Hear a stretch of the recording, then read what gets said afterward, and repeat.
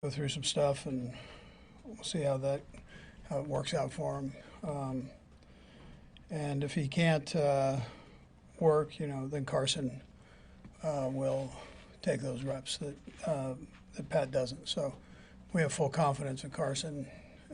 If he has to step in and play, then I think everybody, coaches and players, have full confidence that he can go in and do a nice job.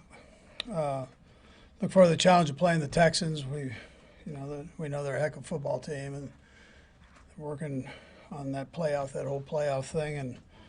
And D'Amico's done a nice job with that team, along with his coordinators. They likewise have put together a real strong offense and defense. Special teams, one of the top in the league. So, very well-rounded football team. Anyways, with that, time's yours.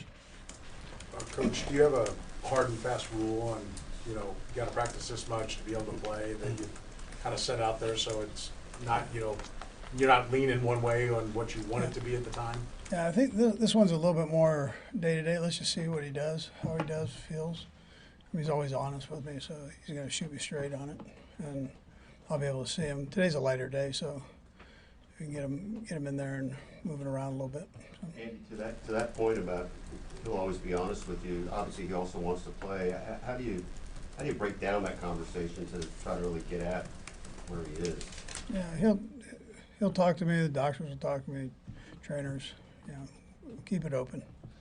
Once you're out of the game, he'll shoot you pretty straight there. So it's during the game that his juices are going. Andy, obviously it's 3 games in 11 days. You've got another game 4 days later. How, if at all, would that factor in your decision to play Patrick on Saturday? Yeah, listen, if he can go, he'll go. If he can't, then he can't. I mean, keep it that simple. We're not, that's how we'll roll with it. So, and then I'll just take it day by day and see how he does here. But at this point, there is a chance that he could go. He's not being ruled out. Yeah, there's a chance. Yeah, we'll see. Does it factor in? I mean, you're in a position now where that 2 wins and you get the number 1 spot. Does that affect your judgment at all? No, not necessarily. I mean, the games count. So I mean, it's a game, and in the NFL, and it counts. And if your guys can play, they play. I mean, as long as it's medically, if they're fine, they go. What did you learned about Carson in your time here with him? What do you like about him if he has to play a lot for you? Yeah, well, I mean, he's started in the league and been successful. He's got a great feel for this offense. Very smart, big arm. I mean, I like the way he carries himself. I like everything about him. He should be starting in this league somewhere, So he's a heck of a player. Andy, what's the plan this week for Hollywood and for Steve Nelson? Yeah, so again, just seeing them, how they're doing it every day here. Stevie will probably need a little bit more time than maybe what Hollywood will need, but just let's take it day by day with those guys and see where this thing goes. We released Clyde. So we have a spot available. We've got these injuries that we're juggling here, so we just got to see how that goes before we move somebody up or down or whatever Veach wants to do with that thing. But we sure appreciated Clyde too for all he did here. Love to get him back sometime too. So I mean, what a great kid he is. Andy, you mentioned this last time we talked to you on Friday was Hollywood had just practiced. How did he come out of that as far as what you saw you wanted to see? I mean, he felt good. I mean, he felt good, moved around well, took quite a few reps. It wasn't a leg injury, so he's been working his legs. He's one of those real good endurance guys anyways, and but he's been working his legs throughout here. It's just a matter of this whole thing and how it feels when he's going. But the doctors have really said it's healed up nice and looks good. So we'll just see. I'm going to do just like you are. I'm going to play it by ear and see how we do here. And if he can go, he'll play. If he can't, then he won't. You know. Andy, he's been through, Patrick specifically, has been through obviously multiple ankle injuries. I know you would not want your quarterback to get hurt, but the sport is violent.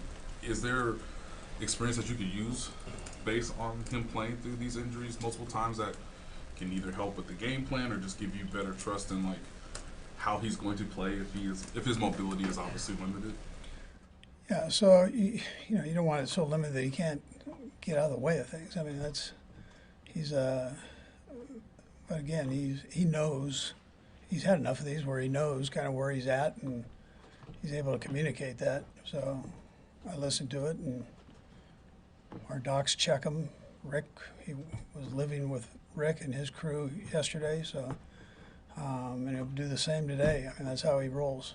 You know, he likes to play, so I mean, but he's honest with it too. Coach, in your study, how did you feel like Joe Tooney did out at left tackle? And Humphreys is out of the mix. Is that will you stick with too? Yeah, I'm weighing that, but I thought he did a nice job to answer your question, your original question there. The guy he was going against is one of the best in the league, and he held his own. He had a few where he got caught off balance, but I thought he battled his tail off and really, for just throwing him out there, did a nice job. This guy, you know, when you think about this now, he's played every position and done well, and a pretty amazing guy that way. We'll ask you, Sarin, Jeremy, and then Sam. What's Sarin? Coach, I know you like to, you know, you're going to design a game plan for the skill sets of the guys you have, and Carson and Pat are going to be a little bit different, and then you like to talk to them and what do they like. Does it put more stress on you and Matt and the staff to kind of maybe have two game plans, you know, when you're here not knowing? Yes, I'll tell you, one of the things, those two guys are very similar in what they like, which helps. I mean, that helps. So you can feed them both kind of the same thing, and they're good with it. So, you know, there's no more stress than you normally have. You know, it's not a stressful deal. I mean, I'm not trying to meet deadlines. So. And Andy, with your offensive experience, how do you try to help a quarterback like in Carson's case who's had success and then now has to sort of reset their career as a backup and try to get their footing again? Yeah, well, I love the way he goes about his business, and you know, when you listen to the court, when you listen to Pat, you go, this guy. You go, well, why isn't this guy starting somewhere? You know, that's the conversations you hear with guys that are in that room and coaches and players, and so you know, I'm hoping that he gets to keep going. Selfishly, I'd like to keep him here, you know, in his position, but I kind of know what's going on out there with quarterbacks, and this guy is, I think, really good. So.